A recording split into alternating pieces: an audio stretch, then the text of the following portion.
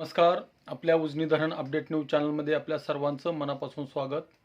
आज 25 जुलै 2026 सायंकाळची काय आकडेवारी आहे, उजनी धरणात येणारा विसर्ग कितीने वाढला आहे आणि त्याचा परिणाम उजनी धरणाच्या टक्केवारीवर किती झाला आहे, त्याचबरोबर वरच्या धरणातून किती पाणी सोडलं आहे आणि त्याचा परिणाम खाली येणाऱ्या पाण्यामध्ये किती झाला आहे, याचबरोबर नीरा नदीमध्ये सध्याला किती विसर्ग आहे याची आपण माहिती घेणार आहोत.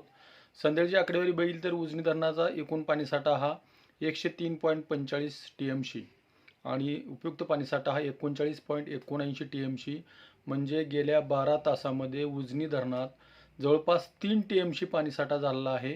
टक्केवारीचा विचार केला तर सकाळी 68.9% होतं, आता मात्र 74.28% एवढं उजनी धरण झालेलं आहे, म्हणजे 6% पाणी वाढलेलं आहे 12 तासात.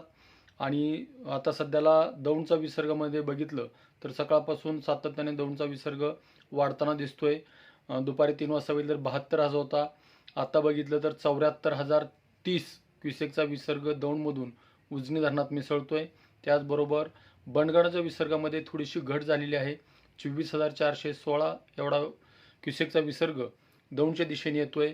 वीर धरणातून 13,911 क्युसेकचं पाणी सध्याला चालू आहे नीरा नदीमध्ये.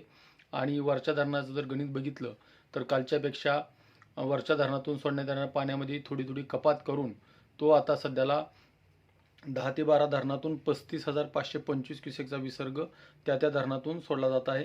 त्यामध्ये वडजमधून 1,800, घोडमधून 9,000, चिलेवाडीमधून 2,316, कलमोडीमधून 1,226, भामासखेडमधून 2,926, वडिलेमधून 2,454, आंध्रामधून 679, पवनामधून 1,400, कासारसाईमधून 3,000, मुळशीमधून 10,000 क्युसेक्स आणि खडकवासला धरणातून 3,424 क्युसेक्स असा 35,525 क्युसेकचा विसर्ग 10 ते 12 धरणातून सध्याला चालू आहे. आणि सकाळपर्यंत उजनीत येणारा दौंडचा विसर्ग जर असाच राहिला तर उजनी धरण आपलं सकाळपर्यंत 80-82% जाणार आहे. आणि येणाऱ्या काळामध्ये एक जरी असाच पाऊस झाला तर उजनी धरण भरून वाहिला नव्हे. उजनी धरणातून पाण्याचं नियोजन आताच योग्य पद्धतीने केलं पाहिजे.